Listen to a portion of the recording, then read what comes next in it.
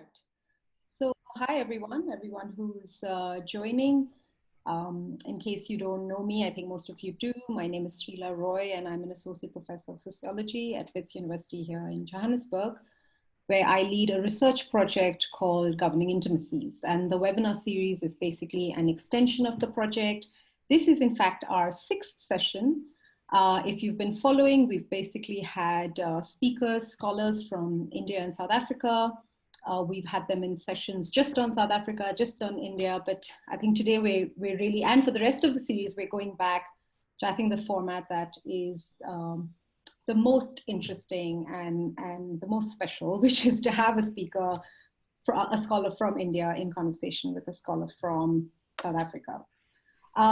Today, Mehita Iqani and Shilpa Phadke are going to talk about media, intimacies, publics, and the pandemic. But I think I should also say that the scope of our conversation has very much gone beyond just thinking about lockdown and the pandemic, obviously, even though the title of the series is still Governing Intimacies in Lockdown. Okay, let me just introduce them to you formally. Mehita Iqani is Professor of Media Studies here at Wits University.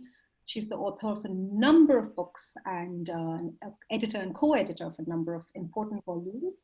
Most recently, her single-authored book has just come out from SUNY Press, which is titled Garbage in Popular Culture, Consumption and the Aesthetics of Waste.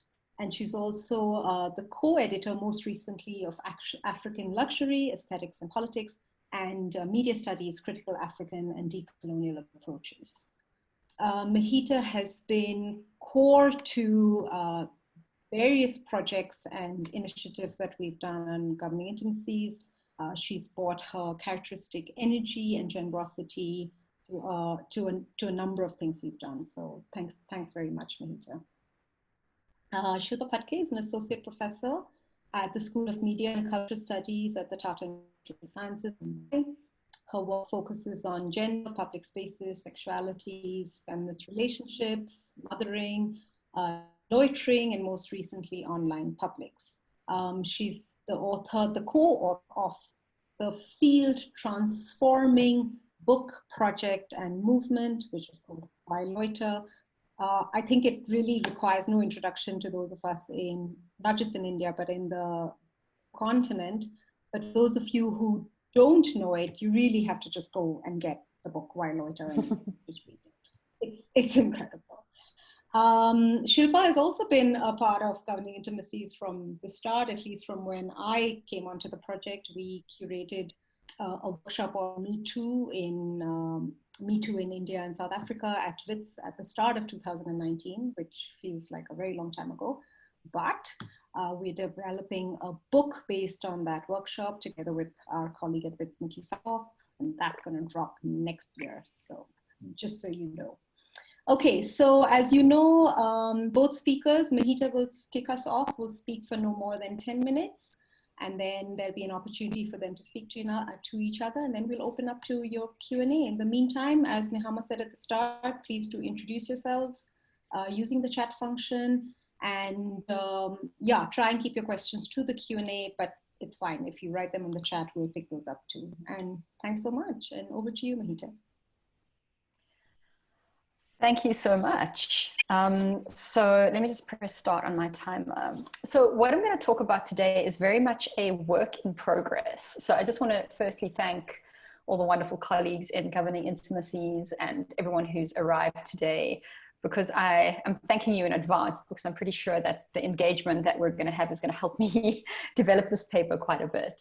I didn't want to write anything about the pandemic. I think I was just a little bit too traumatized, like everyone else, perhaps in the beginning. But then, you know, as time went by, I became more and more intrigued by face masks, not so much from a sociological perspective, but from a kind of visual culture and media and communications perspective. And I kept noticing that face masks were coming into public debate and into the public realm in a wide variety of ways.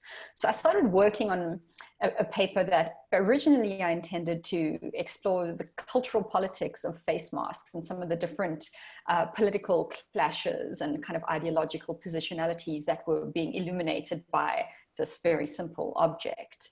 But as I'm developing the work, I'm realizing that actually I think one of the most interesting aspects to the cultural politics of face masks is the gendered aspect of that politics. So that's what I'm going to try and speak to today.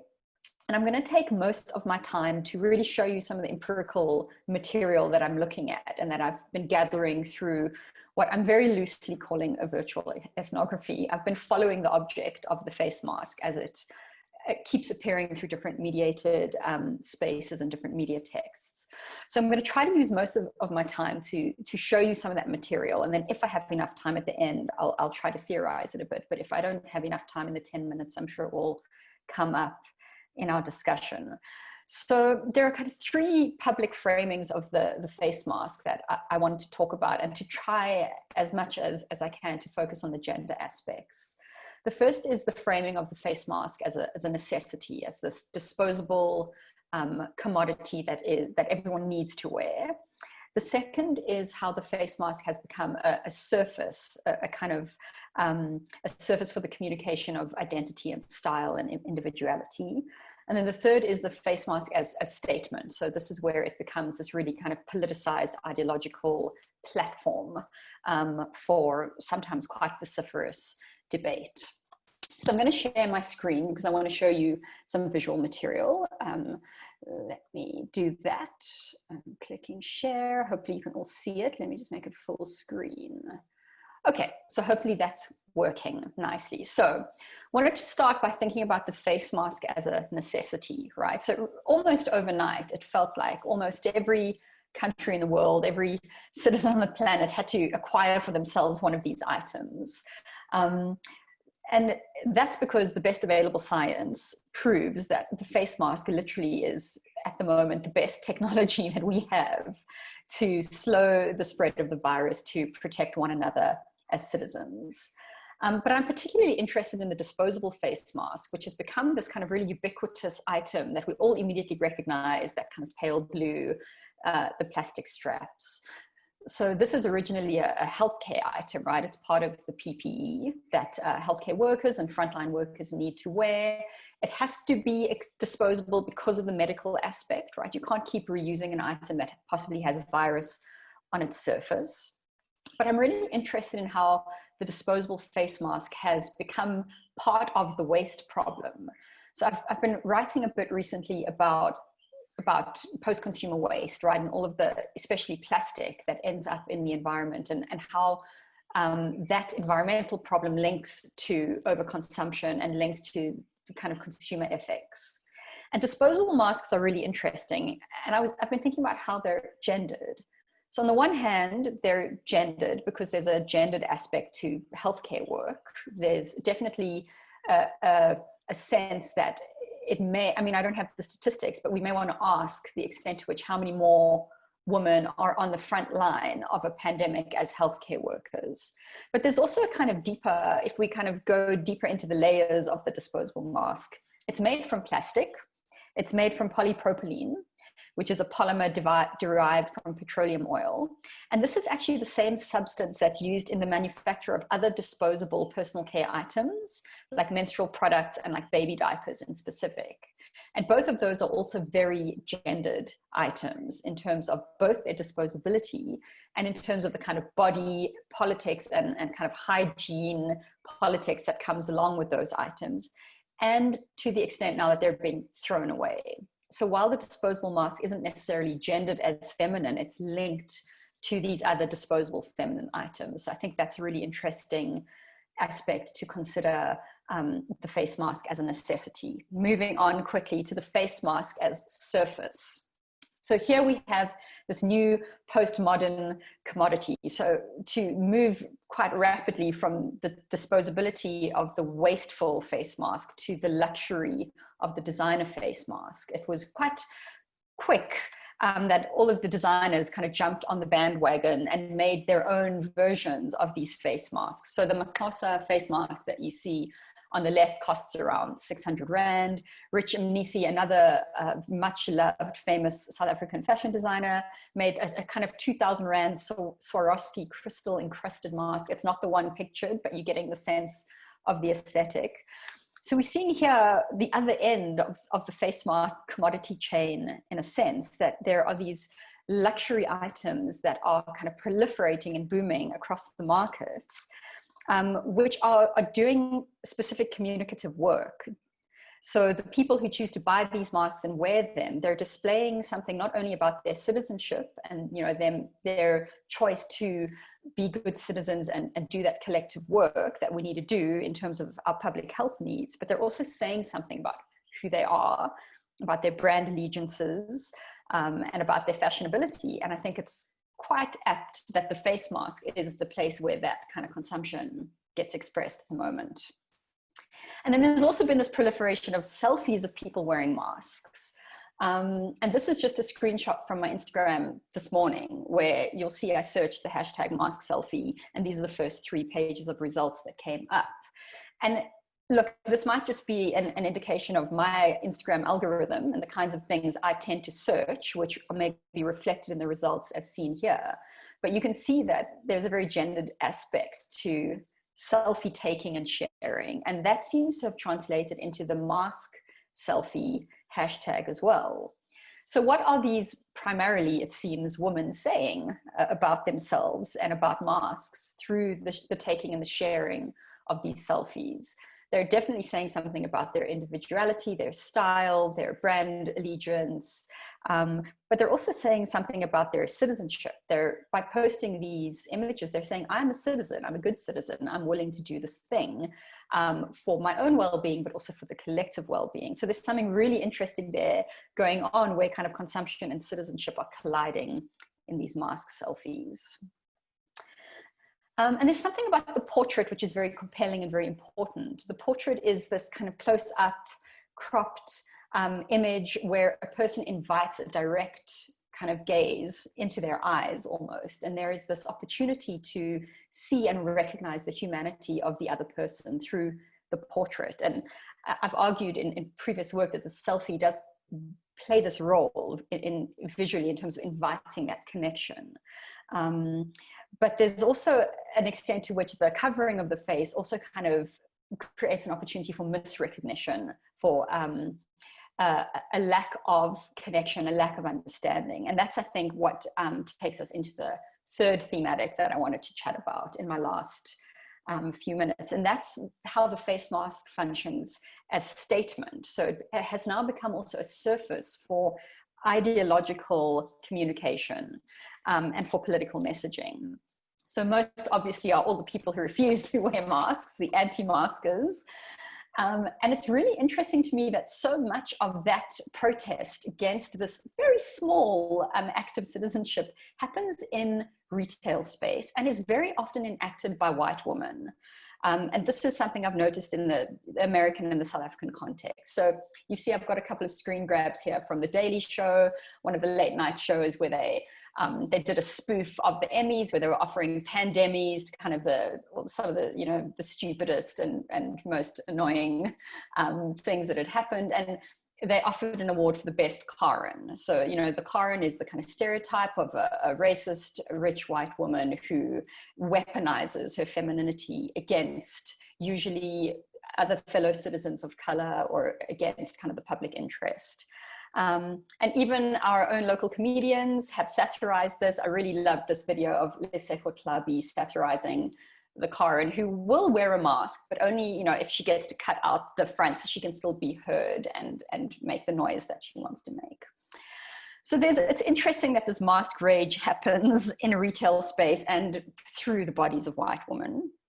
And there've been all these anti-mask protests around the world. And some of you, if you had seen some of the reporting on that, you may have been as upset as I was to see the ways in which some of these protests are appropriating the vocabulary of progressive feminist movements. So this slogan, "My body, my choice," is now being used to make an argument that people should not be forced to wear masks if they don't want to. But this, of course, is the argument of the abortion rights movement, of the hijabi movement, right? In countries like France, where government tried to stop women from choosing to cover their hair if they want to. Now, of course, governments are saying you have to cover your face in some way. And it's quite chilling the way in which that progressive feminist vocabulary has been appropriated by this kind of far right, mostly white, so-called protest movement against masks.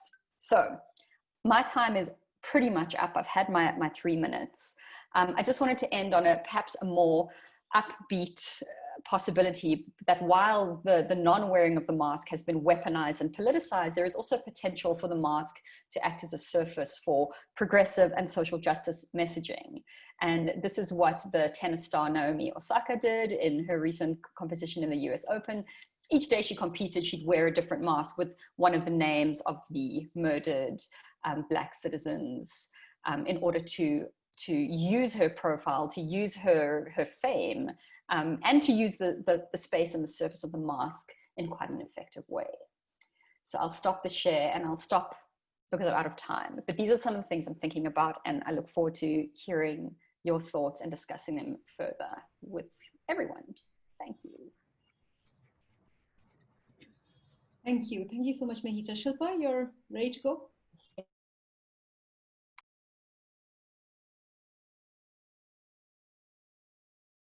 You're muted. Well, it wouldn't be a webinar unless someone said that, right? Here we go again. Hi, everyone. And thank you, Srila, and also Nehama, Yurisha, Kayo, and everyone at Governing Intimacies. I'm really delighted to be here. Mehita, I'm thrilled to be back on a panel with you. And I think it speaks to particular kinds of mediated intimacies that we're seeing and talking to each other for the second time in this lockdown, something that perhaps would never have happened had we not been in lockdown. The pandemic has pushed as much of the world as can afford it indoors. Many of us in academia have been dragged, sometimes kicking and screaming, into the surreal world of online teaching. In this short intervention, it is my intention to reflect on the kind of intimacies afforded by the online spaces that we have been compelled to adopt in the absence of possibilities of face-to-face interaction. These have widely been seen as alienating, but I will argue that even as they alienate, they offer space for particular kinds of intimacies. I will also briefly dwell on another kind of intimacy created by online articulations of the claims for public space. Long before the pandemic forced many expressions of dissent online, and this is particularly true, I mean, I'm referencing the Indian context where a very, very vibrant movement has been pushed indoors against the Citizenship Act. Movements claiming public space were already articulating their agendas online. The expansion of the online has facilitated a significant conversation for some time now, one that has been acknowledged in books, in televisions, in web series, and for instance, Bernardine Evaristo's in turn tender and searing engagement with contemporary feminisms, Girl, Woman, and Other, has the trans character Megan Morgan, who discovers both the trans world and feminisms online. In the 21st century, this is not an aberration, but a very familiar scenario. Many young people discover feminism in the virtual world and find not just a world of ideas, but also politics, friendship, and even romance. There is a growing body of work that documents the articulation of these feminisms online. Recently, my colleague Nethila Kanagasabay and I have been interviewing women who are part of such feminisms online, reflecting on the ideas of mediated feminist communities. And because of my work with public space, we've been focusing specifically on organizations that have been looking at public spaces. I focus here on the space of online feminist organizing in relation to public space to think about virtual intimacies and friendships. I begin with a particular image online that grew into a movement. I'm going to quickly share that image, talk for a little bit, and then come back to without the image. Okay, is that visible? Yeah, okay. In 2015, a young woman who had just returned from university in the United States was reflecting on her lack of personal relationship to her own city and the hope that she might be able to build one. Her hope led her to post 2 photographs, and this is one of them, on Instagram of herself at a dhaba in the city. Another young woman, a journalist saw her post and shared a photograph of herself reading at a dhaba with the same hashtag. The hashtag was Girls at Dhabas, and the young woman was Sadia Khatri from Karachi. The journalist Sabahat Zakaria from Lahore then wrote to Sadia suggesting that they start a Tumblr. Sadia found that the idea resonated far more than they might have imagined. She found people sent images not just from Pakistan, but also from India, Nepal, and Sri Lanka. She said that for them, these created a beautiful feeling of solidarity across borders, a transnational cross-border feminist solidarity. I'm just going to stop sharing this image. Yeah, okay. Now the pandemic has pushed many more public articulations of feminism online. In India, feminist movements in the last 2 decades have built online communities through campaigns such as Blank Noise, Pinjra Tod, and the Violator movement that grew out of our book. All of these were claiming access to the public in different ways. Soon after the Girls at Dhabas shared these images online, I messaged them, and so began a conversation that would culminate in collaborative ventures across our very fraught borders, pushing our understanding of how feminist activism might take place, and also how feminist communities might be formed and sustained. I think it was also a very intergenerational feminist dialogue. People who had never met became friends. It made conversations, friendship, and organizing possible, even across the very fraught Indo-Pak border. As Netila and I spoke to the women involved in these campaigns, at some point in our interviews, every single one of them spoke of the friendships they have found during their engagement in these organizations, many of which began online. So in one sense, when I began teaching online, I knew that the online world had these possibilities. The intimacy of online teaching is of a different order. There is no face-to-face. One cannot track carefully the changing expressions on one student's face, though one tries through the little windows that the split screen offers among the few students who keep their videos on. But there is an intimacy of another kind. As I teach, my daughter brings her spectacles, she's just brought them, to me to clean my t-shirt for the 10th time. Show me your specs. So here are my daughter's specs, she's just come. For the 10th time, she will turn up at my desk and pick up a pen or request to use my phone. My spouse will hear my voice get hoarse and bring me tea. As I teach, a parent or a sibling will flit across my student's screen. People from our homes are visible on our screens. I will pick up my laptop and walk across my study to shut the door because our dog Sophie has just walked in. Teaching and learning from home are enmeshed in a strange kind of domestic intimacy that pulls at one level even as it alienates at another. When I began teaching, I talked to students and we set the bar really low, or perhaps it was really high. We said we'd consider the course and our pedagogy successful if we managed to have fun. In a course I teach titled Gender, Media and Culture, we read the work of various scholars every year. This year, we have invited most of the people we read to share classroom space with us. The virtual makes this possible. Suddenly, our texts often, at one remove, are animated by the kind of intimacy that having the author in the virtual room with us provides. In another class, I send students into breakout rooms to work on a document online. This is a document I can see and they can see each other as they work. In my everyday classroom, when I send students to do group work, I head back to my room to check my email. Here, as my students worked on the document, I could see it in real time. I realized that I was not going to get up and go and get myself a cup of tea as I had planned, but rather I was going to watch them as they worked. My excitement was so high that I texted another colleague with a link to the document. Come and see what my class is doing, I told her, my text full of exclamation points. In yet another instance, a foundation course is taught across my liberal social science institute to first-year MA students who come from varied disciplines as varied as engineering, physics, and social sciences and humanities, in order to give everyone a broad brushstrokes introduction to themes and ideas in the social sciences. And many of us teach specific modules. I've been roped into two such modules, the one on gender and sexuality and another that we call contemporary media ecologies. There are many of us teaching these modules to approximately 1,000 students in batches of 100 each. We do about 2 or a maximum of 3 sessions per module. So literally we only meet them for 2 or 3 classes. Even our face-to-face classes with this foundation course are extremely anonymous. We often sense that our students are physically present but mentally absent, and they're always waiting to run off when class is done. Our levels of anxiety in having to do this online were high. If the face-to-face was already alienating, we could not imagine what the online would be like. Imagine my surprise then when I found that my online FC classes were attended with a great deal of engagement. Students stopped me mid-presentation and asked questions.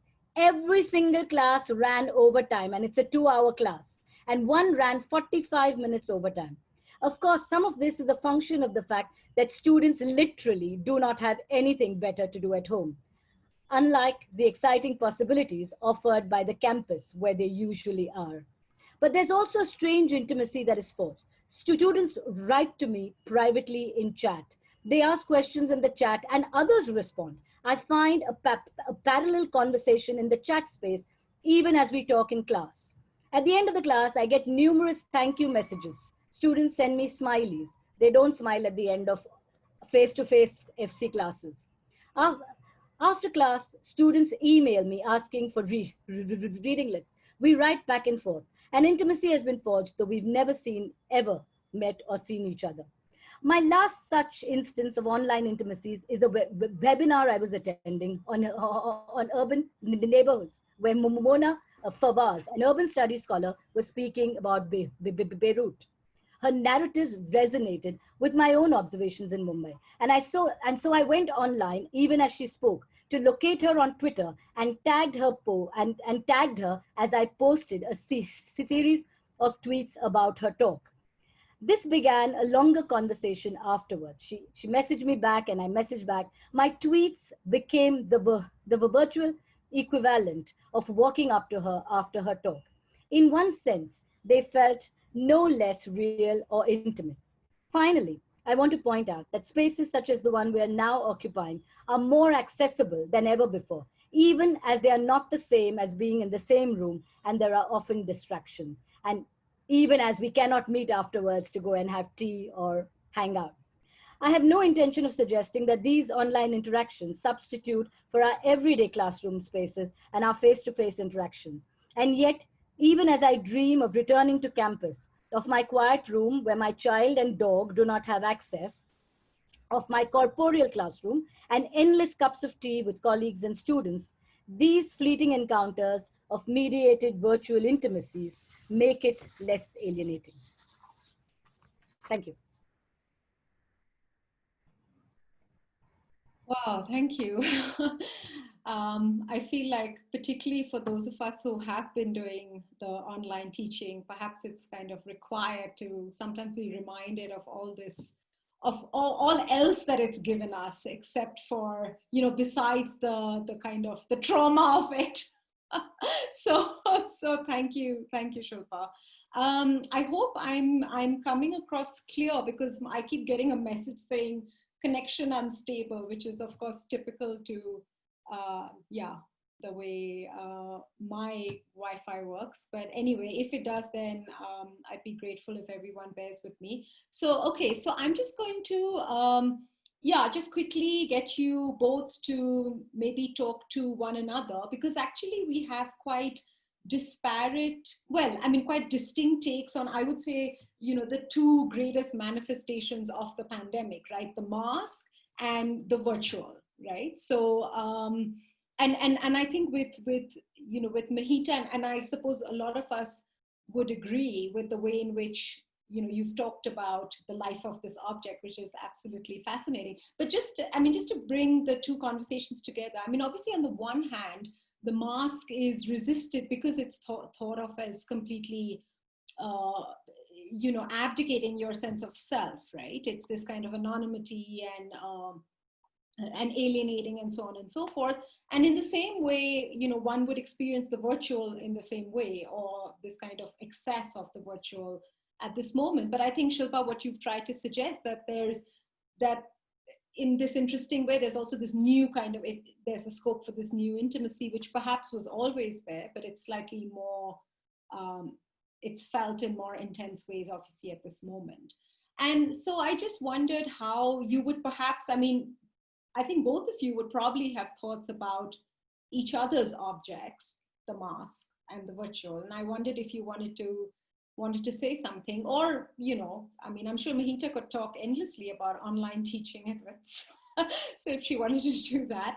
And after that, I'm so sorry, I forgot to introduce Nehama, who, again, I think most of you who've been following our series will recognize Nehama. So Nehama's going to take your questions in just a moment after the speakers have had a little bit of an exchange. And yeah, please just keep using the Q&A button. I see 2 questions are in, but please feel free to ask more.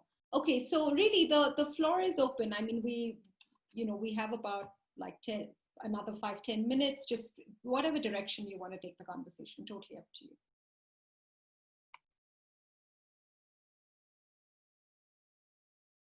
Who's going to go first? Srila, do you mind, or? Do you want? No, you go first. Are you asking me to go first, or you're saying you? I don't know. I'm just being excessively polite. I'm torofing, basically. Anyone who is ever engaged with any bit of Persian culture will know what I mean. But okay, maybe I'll just go after all of that. I'll just go first. Sorry, everyone. I really loved your talk, Shilpa, and it's, wow, I just found myself listening to your descriptions of the beautiful intimacies that were produced through your online learning environments, and kind of having this pang in my heart and wishing that my teaching experiences had been in some ways similar. In some ways, yes, I agree. You know, I've been doing a lot of like WhatsApp chatting with my students, and that has, I think, created opportunities for them to express themselves in ways that they may not ordinarily have done, like in the classroom. But because, you know, someone I think wrote in the chat that, you know, there is a massive access problem in South Africa where our data is unaffordable. Wi-Fi is really an elite privilege. So it made me wonder about the extent to which the relatively democratic pricing of internet access in India has perhaps facilitated just a more kind of natural and intimate way of interacting. But I mean, I was writing down notes of some of the strategies you've used. I'm definitely going to try those in my teaching. So thank you for that.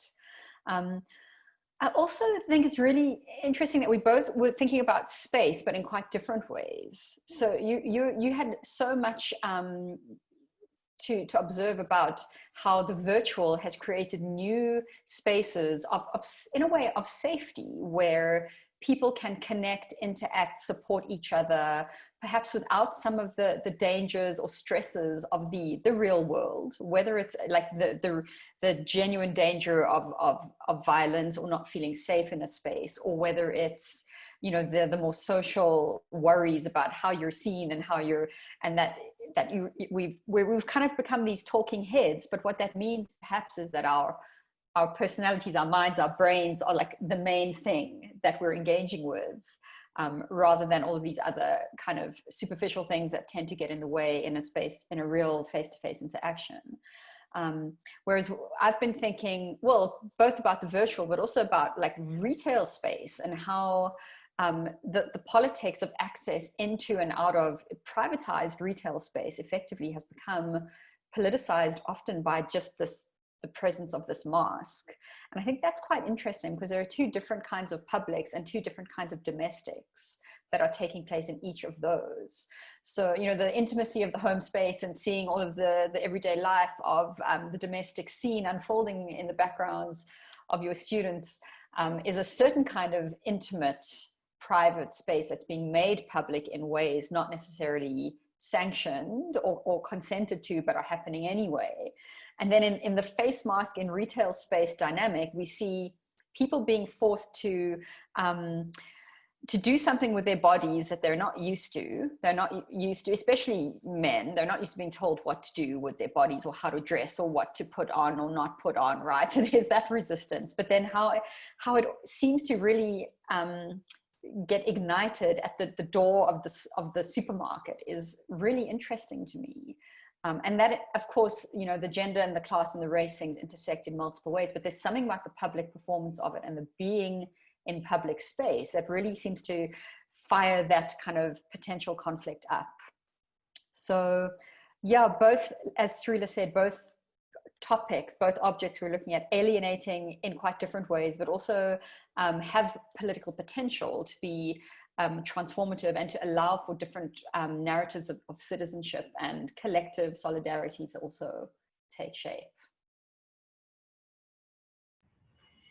Yeah, that's really interesting. And I want to start with the question of internet access. We also have similar problems, and though perhaps it's not as expensive, it still is out of the reach of many students. So one of the things our institute has done is actually send data plans to people who cannot afford them. So I think there's been a proactivity involved in there. But even so, we have students who are across the country and they keep dropping out of the classroom, and then they re-enter the classroom. And I think there is a great deal of unevenness. I mean, my sort of, what is the word, romantic visions of what it feels like at times do not in any way take away from the fact that there is an unevenness of access, and people struggle. There are people who are there as twice, so they're on their phones and they're on their laptops in case they drop out, and they're constantly struggling back and forth between these spaces. And in many ways, the conversations we manage to have are despite technological barriers than they are because technology is facilitating them in some sense.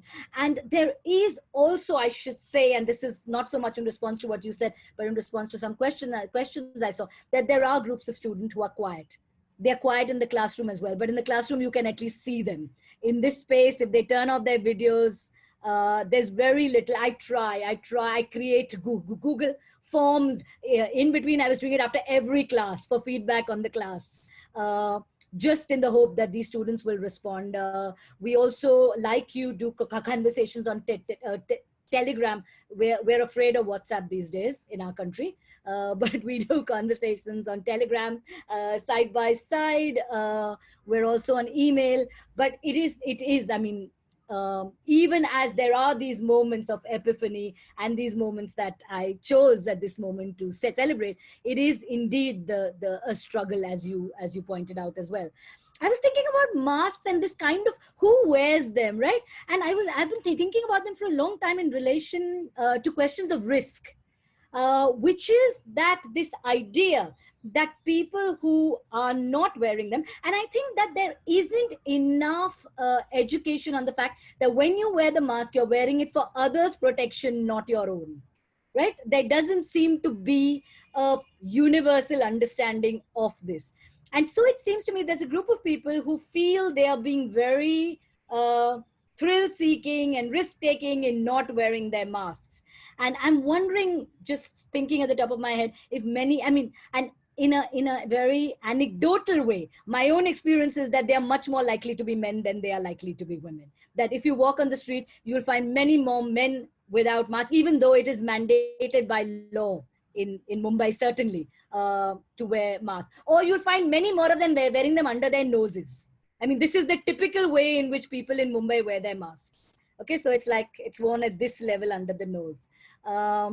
And I find that many more women are in that sense, as we are often interpellated as being good citizens, right? So in the way that you invoked. And I'm wondering whether this vision of risk and what it might mean, and so I'm so studly I don't wear a mask because I'm not afraid of the virus. Yes, right, all of us walking on the street are afraid of you. But yeah, so I was just thinking about sort of questions of risk, yeah. Yeah, like someone said on Twitter, hashtag masculinity. Perfect, perfect. Okay, I see we've already got a few questions. So Nehama, are you okay to give those a go?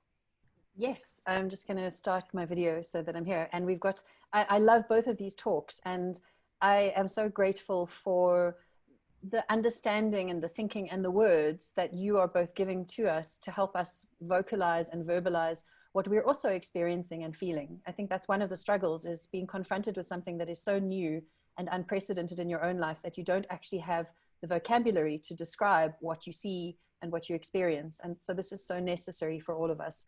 All right, we're going to go straight into the questions, and going to go to a question that Naz posted for Shilpa about the girls at Dubbas, the hashtag, which I love. I had no idea of that, and I love that it created this community. I would be so interested to see if there was something similar in Southern and East Africa, where there were kind of those types of Instagram communities of girls hashtagging their experiences of public spaces. So Naz asks, do you have any knowledge about Bangladesh, and if there were any similar initiatives there, and if not, why not? So Naz says that their searches so far have proved fruitless, but so I know it's quite a specific question, but it's an interesting one, and I'd love to hear more about the hashtag anyway. So if you can reply to that, please. Yeah, so it's interesting because I also have looked and I've tried to connect with people who might be working, and also at this point drawn a blank. And so also the people I'm attached with in Pakistan, I said, did you get any images from Bangladesh? And they said not as many, and not from anyone who tried to converse with us. So that's actually my short answer in a sense. But were you asking me about more about the hashtag, Nehama? Well, I was, because it was a new thing that I hadn't seen before. And it's such an interesting way, as you said, for women to create a proxy community. So it's suddenly they're part of a much bigger community than they realized through this hashtag, which is quite assertive and fascinating. And they actually found they got responses, I mean, first from the subcontinent, but also they began speaking to people from the subcontinent who lived in other parts of the world. I think there was particularly something subcontinental also about their movement in terms of the responses they got. And they sort of went viral into 2015 when they began. And they also ended up having a very interesting conversation with feminists inside of Pakistan, who saw this very much as a frivolous venture. And we had a lot of conversations with them because we belong to a different generation from them. They were in their 20s in 2015, and we were all already in our 40s. And we had a really interesting conversation with them, because we too had been not accused, but we'd been asked why we were focusing on loitering when there were so many more important, the kind of hierarchy of oppressions that all kinds of movements often bring to us. And so they and in the interviews we did with them recently, they said something quite interesting. They said that that women who had been part of the Pakistani feminist movement said, oh, you're really doing serious work when the state is after you and you're picked up and put into jail. So that's serious work, and you guys are looking at public space.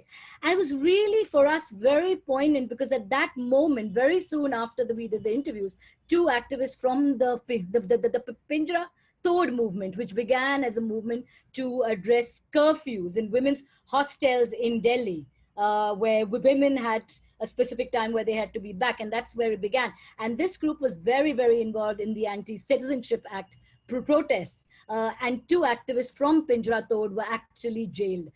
So both my colleague and I just sort of virtually, because we were already doing this online, just stared at each other and thought about what those resonances were between the questions that the girls at Dabas were raising and this sort of intergenerational feminisms and the moment we were finding ourselves in some sense. And then that reminds me of what you were saying earlier about masks and risk, and men often being the ones who are completely okay with it, where when women engage, even online spaces are not safe spaces for women. And that's, I mean, a sad fact to remember. I'm going to move on to another question, this time for Mehita. This is from Swasti. Swasti says, thank you for the presentations. For Mehita, thank you so much for your paper. I really enjoyed it. I'm curious to know about how you think of the use of the mask in different contexts, regional, national, political, social, economic variations, and if these variations allow us to think of the political economy of the pandemic, which to me seems oriented towards an urgency. Yes, thank you for that. And I also had a look at some of the other comments and questions that came up in the chat. Before I go to that, I just wanted to kind of mention that there's also another kind of, in some way, a link between mine and Shilpa's thinking at the moment is I guess the question of hashtag communities and how they're formed and what they do. So girls at Dubbers are quite a specific hashtag community, right? But could we think of mask selfies as another kind of hashtag community? Because when you look at those screen grabs, you know, there's definitely some shared aesthetic, some shared sensibility that's going on there. And it is, you know, selfies are a way of reaching out and claiming visibility and claiming the right to be seen and the right to show oneself in a particular way. And I do think there is something there going on that when it comes to feminine or women's subjectivities, that there is this constant need to claim space and to kind of validate a visual presence somehow in the public realm. You know, and hashtags are this kind of like wormhole through which people can connect with other people who are doing or thinking the same things or who want to look the same way. So that, I mean, it has got me thinking a little bit. In terms of the question about the use of masks in different contexts, in terms of regional, national context, you're absolutely right. There are different histories to the use of face masks, both across space and time. So in East Asia, for example, wearing a face mask is quite normal. It's actually, to my understanding, considered polite. If you have a cold, you wear a face mask when you get on the subway. You don't, you know, not do that. And that's got probably something to do with their experiences with epidemics of SARS in the past, different cultural differences. But my interest is not so much the kind of sociological practices of mask wearing, but thinking about how the narratives about mask wearing have kind of come into the public eye through different kinds of media spotlighting. That's really the methodological approach I'm taking. So still, as I said earlier, this is very much a work in progress. I still have some work to do to find and gather and archive all of those relevant media representations of the face mask. And the ones that I've found so far, of course, limited probably to an extent by my own media consumption. So there is some work for me to do there to look at and think about how some of the examples that I've found also translate in other regional, national contexts. There's definitely a political economy to every pandemic, you know, as Naomi Klein argues, every crisis has those who profit from it, whether by fluke or by design. And certainly the whole trade in masks, especially disposable masks, has been something that's made a lot of people a lot of money. There have been lots of situations of people hoarding masks, price gouging. It's really interesting how the kind of crisis moment often gets refracted in what is done with a particular item. How expensive are masks? How much are they getting sold for and where? So there's definitely an interesting question there, but beyond the descriptive level of what that political economy of the mask is, I'd be more interested in thinking about the meanings of the mask and how they are used and deployed in ideological ways. And I just wanted to also say thank you to Partha Sarati, who sent a link about paratha masks being sold in a diner somewhere in Mumbai or Delhi. And I clicked on that link. It was very, very useful and interesting. And if others haven't yet clicked on it, please click on it because you will see something wonderful when you do. They look like small matzah masks. For anyone else, they're very funny. We're going to go on to the next question, which was addressed to Shilpa, but I think also extends to Mehita's content, particularly when Mehita was talking about the financial implications of designer masks. So Noam asks for Shilpa, while it's a heartwarming reading of The Home, to see it as a new intimacy, there seems to also be so much evidence of it entrenching ideas of professionalism where women have added burdens and poorer students feel the need to hide from their families or hide the circumstances around them.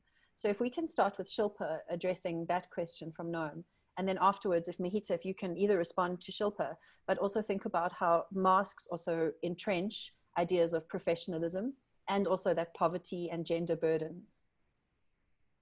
Yeah, no, thank you for asking that. I think, I mean, you're exactly right. This is something we've been talking about for a while, and one has been hearing in webinars, the kind of burden that has been imposed by the work from home ethic, and this idea also from our organizations, this idea that we are constantly always available 24/7, meetings that go on late into the night, meetings that begin at 6 p.m. And so there's very much this kind of assumption that you're available. And in many ways, because the domestic and the professional collide in often quite disastrous ways, there's this kind of anxiety that attends all of us.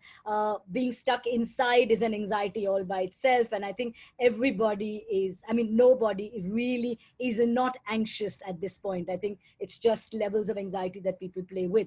Speaking to questions of students, yes, absolutely.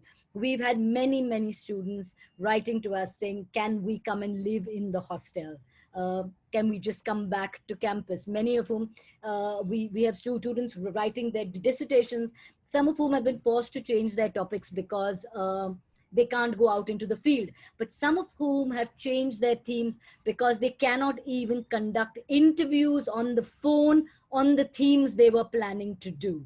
Okay, many of these are students who are working on queer sexualities, students who are working on things that they cannot say or speak of, which are in a very real sense unspeakable in their homes. So there is the question of access. There is the question of there is the question. That's the dog. That's the dog. That's right? the dog, and me. That's me running to. Yes, exactly. So there is the question of access, and there definitely is the question of not having space in the home. So people sharing a laptop, and we're also hearing stories about that from our students, where 2 or 3 of them are sharing a laptop. So there are questions of just not having enough, but there are also the kind of questions that I think you're raising, that of certain things then becoming unspeakable and having these issues in the space of the home. Because for many people, the space of the campus, the university, is a space of liberation where they can be and become what they want to.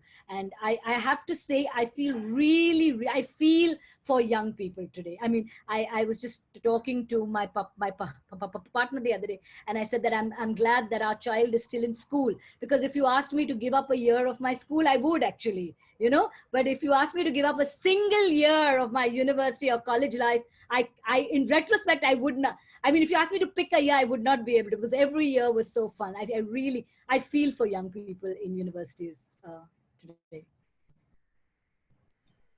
Mehita, do you want to pick up on from that? I know it's not a high note, but it's a sobering reality. But sorry, it is a sobering reality. And I think that's another point where our thoughts at the moment are converging, is that it's a sobering reality that we have to wear masks. No one likes putting, well, maybe some do, but most people don't like putting a thing. It feels constricting. It constrains our sense of bodily autonomy. And I think that's why, some are resisting it. Yet we do it because we care about other human beings. We want to do our small bit to slow the spread of the virus. We trust the science that says this is the best way for us to respond as individuals and as communities.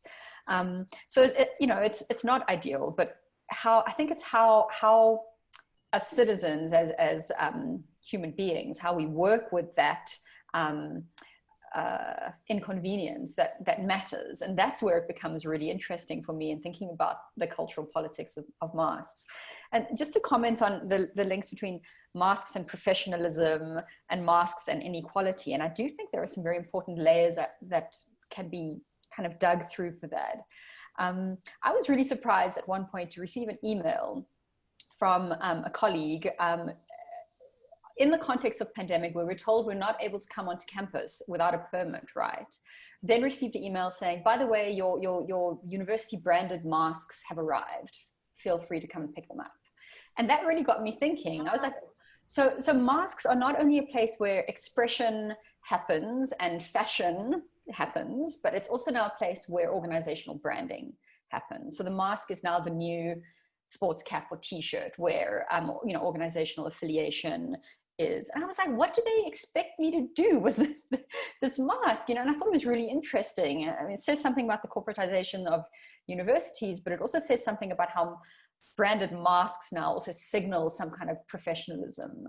And I think there's something also about service workers, and there's certainly a gendered aspect to that. The cashiers at the supermarkets, the waiters in the coffee shops and restaurants who are working difficult work in incredibly difficult circumstances, who have to wear these masks literally 9 to 5 or longer during their entire workday.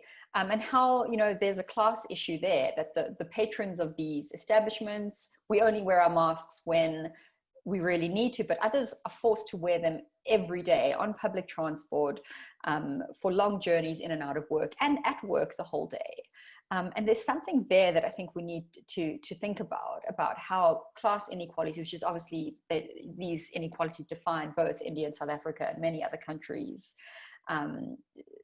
everyday life. But there's a certain kind of extra burden, I think, that lower income, especially women service workers, are having to carry in terms of the intervention on their personal bodily comfort doing the jobs that they're doing day to day. So what Shilpa was saying about risk and gender, and what Srila mentioned about like masculinity, I think it plays out definitely in an intersectional way, and it definitely impacts service workers and people who don't have the choice to stay home and work from home and jump on Zoom to do everything, who need to go into especially retail spaces to do their work. So there's a lot there to think through in a bit more detail. It's a bit like sort of, I'm thinking of sort of, the gentry 200 years ago, if you had a suntan, you were a worker. If your skin was very pale, you didn't have to be in the fields. And we have a related question, which I'm afraid you're not getting a gap, Mehita. So just have a quick sip of water while I read the question, because we have a good question in from S. Shakti, who and this links, I think, to what you've just finished talking about. So the question is, thank you both, Shilpa and Mehita, for such thought-provoking talks. My question is for Mehita, but it would be also great if Shilpa can weigh in on this. In India, mask wearing seems to have become another form of middle-class distinction, with the middle and upper classes using inadequate mask wearing as a way to criticize the mostly urban poor. What are your thoughts on this? And do you see the state playing any role in mitigating these new forms of discrimination? And I think that this is very relevant in South Africa too, where we definitely had, that the poor are not, this line in the media, that the poor are not compliant, especially in the slums and in kind of urban concentrated areas, that it's, and this is a very old sort of sanitation hygiene line. Actually, maybe if Shilpa wants to start and give Mehita a break. Okay, so Shilpa, maybe if you want to respond first to this, and then we'll go back to Mehita. Okay. Yeah, so there's obviously a huge class element to this, and to who can say what about whom. And you're exactly right. I've been hearing this as well. But I don't know what you're seeing, because around me, I see the urban poor wearing masks, because these are the people who are delivering stuff. These are the people who are working, as Mehita said, in restaurants, which though restaurants aren't open here, but they are working from restaurants as delivery people. They are the domestic workers, and all of them are wearing masks. The people I see not wearing masks are the people wandering around my neighborhood, who are residents of this neighborhood and who have chosen to define the neighborhood. And there's been a conversation in my housing society about what constitutes the public, and there's been a back and forth between the managing committee saying the law mandates that you wear a mask outside your house. When you step outside your boundary wall, you are outside. And they say, no, this entire housing community is our home. And so we won't wear a mask in this space. And I think there's a lot of, as you point out, Shakti, middle classness being defined here, and again, speaking back to what Mehita was saying, the idea of the entitled citizen. So the good citizen, but also the entitled citizen, the citizen who can then sit in judgment on others who may or may not be wearing masks. And in India, certainly the reality is that the virus came in via people who were traveling outside the country. And very quickly, even before the virus spread to the poor neighborhoods, the anxiety that was created was about the virus in poor neighborhoods, despite the stark figures that suggested that it was middle and upper middle class and upper class homes where the virus first arrived and from where the virus spread. There's also been a conversation about sending your domestic workers out on errands that you won't run. And this is in the Indian newspapers, right? And so there again is the politics of risk. Who's taking what risks for whom? Yeah, I think I'll stop there. I mean, I don't have a lot to add to Shilpa's already excellent comments, but I do think it's really interesting to think about how, I hinted a little bit at how, you know, femininity is weaponized, especially by white middle class actors in different ways around the mask. But that whole entitled citizenship, you know, the ways in which a narrative of citizenship can also be weaponized. You know, and citizenship, especially national citizenship, is not necessarily always a desirable state, and it's not always deployed in a fair and democratic and just way, especially in highly unequal societies. And the ways that mask wearing and the entitlement to do it or not do it are weaponized is definitely something that is gendered by the kind of risk culture that you're talking about, but also something that's classed. And I agree, in my just observations of having been out and about to the extent that we can be at the moment, it's that, yeah, the people who are lazy or entitled about the masks are probably those least at risk, whereas those who are most at risk because they're having to take public transport and they're having to be out in customer-facing jobs all the time, their last line of defense to look after themselves is to wear that mask. And in a country like South Africa, where we have a long history of the government saying it's going to look after all of us, but not actually looking after all of us, individuals have to do what they can to keep themselves and their families safe. And this simple strategy is, I think, being quite stuck to and used quite rigorously by those who are actually most at risk. And that says a lot, doesn't it, about class entitlement and what citizenship means and when it's weaponized and how in relation to who's wearing their mask and who isn't. I wish I were taking notes, because all of this, I kind of wanted to write it and put it up on like a giant billboard, right? So that people could actually see and engage in this way. I'm going to take two more questions. One was posted in the Q&A by, I don't know, have their name, it was an anonymous person, and then I'll take a last question from Kayo. So this one is initially for Prof. Shilpa, and an additional question for Mehita, where they ask, how can online or virtual interactions negotiate or have an advantage or not over existing societal differences and hierarchies in professions, classrooms, or movements?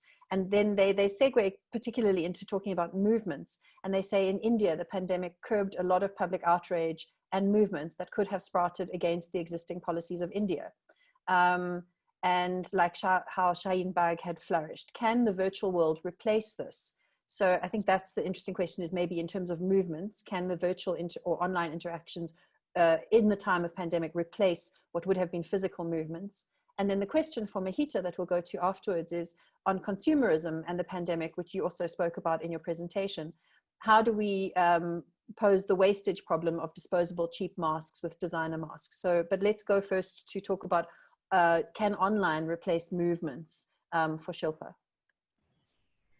So the short answer is no. No, not at all. In no way would I suggest, or am I suggesting that the online is a replacement for my initial input on online movements was very much as a addition to what was already happening on the ground, or in conversation with what was happening on the ground. On your question of the ways in which social discrimination or hierarchies play out, I'd say they sort of mirror hierarchies on the street, right? And one of the things that Mehita already pointed out, that the online also is no safe space for anyone on the margins. There's a fascinating body of work by a scholar called Wendy Chun, who looks at the online space. And in fact, when I started to look at loitering online, I went online and found, to my great excitement, that Wendy Chun had actually used our work on loitering to talk about loitering online. And she's really arguing that young women are being told not to be very careful about what they post online, because they're told that once you post it online, it's there to stay. And so the same kind of narrative. So she really likens the online space to the streets, and she then makes an argument, very excitingly for me, for people to loiter online, and she uses our work to make that argument. To talk to the anti-CAA protests, I think the pandemic was the worst thing to happen to the anti-CAA protests at a moment. And really, one of the things that I've been thinking about a great deal, and I've been talking about it a little bit in webinars as well, is that the movement against the Citizenship Act represented a moment where women were on the streets. They were leading these movements. You had sit-ins like Shine Bagh, and there were others that were led entirely by women, many of them led by minority women, by Muslim women, and they were visible, they were in the media, we were talking about them, and they really were a representation of what a protest ought to be, right? They were democratic, they were in conversation, there wasn't a single leader, they were always peaceful, and I think it represented very, and you had women standing at the front lines in order to prevent police from getting to the men. We had so many images of women standing between men and the police. And one of the things that I think about a great deal is that in some way it represented visibly women's access to the public as citizens claiming their rights. And the pandemic pushed all of this inside. We're trying from inside. It is no replacement for what we were managing to accomplish on the streets. I think the pandemic is perhaps the best thing that happened to the Indian government. Yeah, I mean, perhaps one should not say things like this, but in a very real sense. And I think one of the questions that I think about a lot is that when we go out into the public, how do we retain the gains that we had made that moment possible?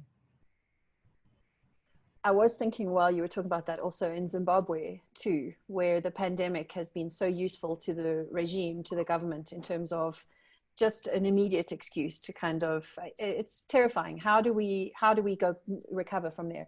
We're going to finish on hopefully a more positive but also challenging note and move away from despotic regimes. And I'm going to take Kayo's question and match it with what we also, the anonymous question asked, which was about the disposability of masks and the waste problem. And Kayo asks, or comments that we've seen an explosion of face masks in relation to fashion, as opposed to the generic blue medical masks. We've seen masks being produced by high-end fashion houses, community projects, and the colorful masks that are on sale at so many malls in South Africa. And Kayo asked, is the mask becoming a technology of the self or a form of self-fashioning? And again, thinking here of influencers, celebrities and their high-end fashion masks. So I want to, that idea of the mask as a technology of the self and a form of self-fashioning, and the disposability of it is perhaps, it's kind of like, is our identities disposable now? You know, what do we just put on and throw away? And this feeds into so many other broad questions, which is disruptive face technology, facial recognition technology. So if I can talk to you about this idea of a mask as technology, and also the disposability of it. And we're not going to take any more questions. So after Mehita's spoken, Srila will finish. Thank you for all of those great questions and comments. If I can just say one thing in response to Shilpa's last contributions, I was just thinking, wouldn't it be nice if all of those anti-mask protesters went online and only protested online and didn't, you know, appropriate the strategies of progressive social justice movements to try and make their arguments seem more legitimate. But that's unfortunately not the world we're living in. They're still protesting outside while all the others are being forced online. So that's interesting. I love this idea of the mask as technology. Thank you for that, Nechama and Kayo. You know, one of the first things that made me really come to the mask as an object that I wanted to analyze was precisely that it was both, it had these multiple manifestations as a commodity, both as this like extremely cheap, disposable throwaway item and this like designer, highly expensive fashion item. And I'm sure there are other examples of commodities that manifest in both these very extreme ways, but like right this moment, I can't think of one. If anyone else can think of them, please do share with me. But so in a sense, it's kind of this like uber commodity, you know, this commodity that can take shape in multiple forms, both as this really high-end, luxurious, glossy item that is all about self-fashioning and branding and influencer culture, but also this thing that's throwaway, disposable. You use it once and then you forget about it.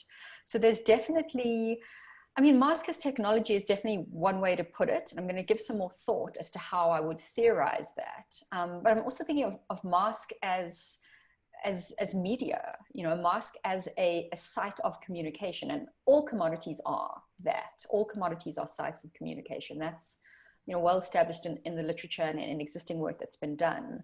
So the challenge then will be to think about in what ways the mask as communication or as media or as technology is unique in the current moment. And I think it's got to do with the ways in which this commodity, more than many other commodities that I can think of, has ignited these highly politicized debates. Like, as our discussion has kind of shown, we've talked about class inequality, we've talked about gendered inequalities, we've talked about the racialized aspects, and all of these things, somehow the mask has something to say about them in different ways. And for me, that's really is what makes it fascinating and interesting as an object of study. So yes, I'll stop there. There's lots of other ideas kind of bouncing around my head, but I think we've run out of time. So thanks everyone for your really wonderful, thought-provoking comments and contributions. That's also such a great topic. I always feel really invigorated listening to these webinars, and today has been brilliant. I'd love to do a second volume of this actually in a few months as we gather more. I'm going to hand over to Srila now, and thank you again, both of you, for talking. That was fantastic. Yeah, I mean, I always think that, and I know others have shared this, that what would it mean to look back on this series, right? When maybe we come back at the other end to our old normal, certainly not a new normal.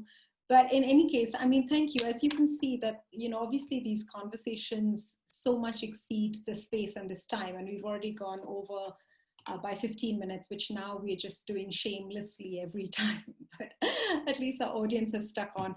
So yeah, I mean, it's just, I don't know, I also think it's really interesting how in the discussion, I always feel quite acutely how, you know, our particular contexts shape these questions in certain ways, right? So even as, I think it was Manjari who asked about, you know, the neoliberal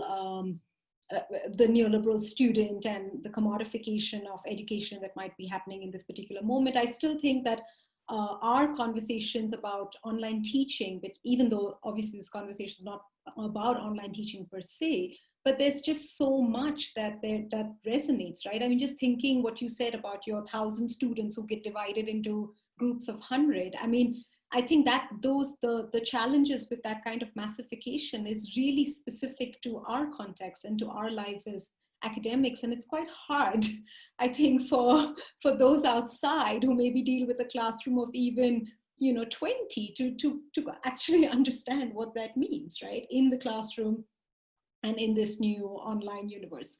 And then just finally, I was just thinking in terms of masks and now what you know, Kayo just said about self-fashioning, and I think in both the presentations today, we've looked at these objects which are modalities of fashioning the self and fashioning the social.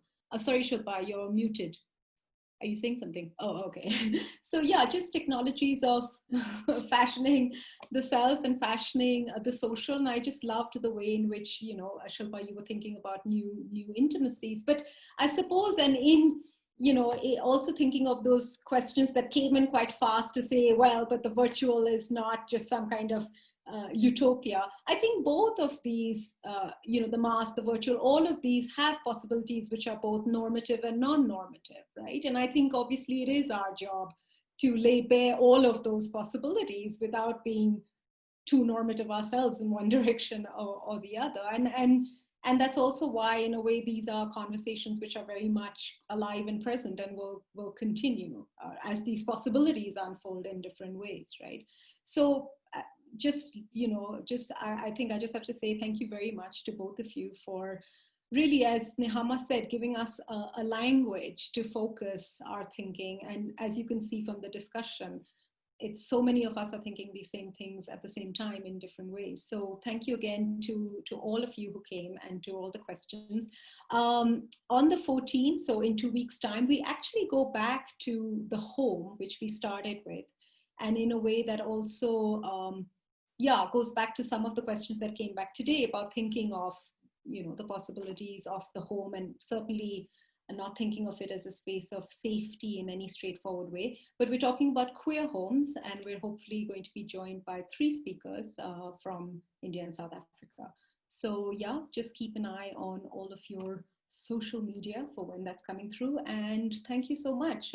And thanks very much to Nehama as well for curating the questions so wonderfully. Okay, see you on the 14th, I hope. Thank you so much.